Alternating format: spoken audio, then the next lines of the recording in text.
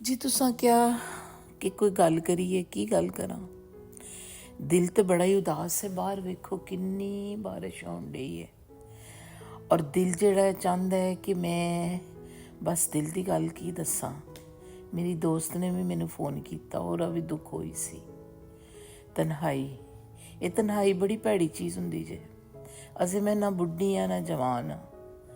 वेखो बच्चे वड्डे कीते, एकदम थोड़े जे वड्डे होए, अजे तो उन्हां दियां मैं कमीज़ां ही दुरुस्त करदी सां। अजे ते बस स्टॉप दे उत्तों उन्हां नूं लैन जाना, बस आनी ते बाहर खलोना।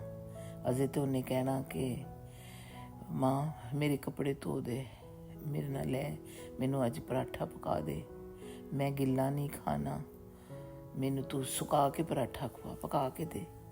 तो अजे तो मैं उन्होंने अलमारियां ही सीधियां करती सा भी। तो एक ही होया, वड्डे हो गए, वड्डे होए तो बस फिर स्कूल तो फिर कॉलेज तो नाल ही जॉब, तो जॉब अजे मिली ही नहीं तो नाल ही शादी। तो बस है ना पुछो, ये नहीं हुंदा। कुड़ियां नहीं टोरीदा, मुंडियां भी टोरीदा अजकल। तो ठीक है, असी भी इंज ही टुरे सां।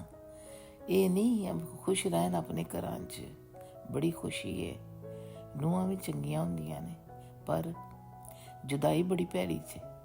तो इस करके अपना बचपन जिहड़ा जे ना बच्चों का उन्हां दे नाल ही गुजारो, यही खुशी जे। तो हुण बस नेचर दे नाल खुश रहना सीखो। बस मैं अगे पिछे दरवाजे खोल लैनी हाँ तो जानी हाँ, तो बस बच्चों का इंतज़ार भी करनी हाँ। तो अल्लाह मियाँ सब नूं सुकून देवे और इंज ही अपने दिल बच्चों लिए दुआवां करते रहन, उन्हां दी तरक्की लई, उन्हां दी सेहत लई, जिंदगी लई। तो बस फिर बच्चों के बच्चे होणगे ना, तो फिर शायद सानू थोड़ा जिहा चैन आ जाएगा, क्योंकि फिर उन्होंने साडी फिर मुहब्बतां एक होर शक्ल च निकलणगियां। अल्लाह सब नूं खुश रखे।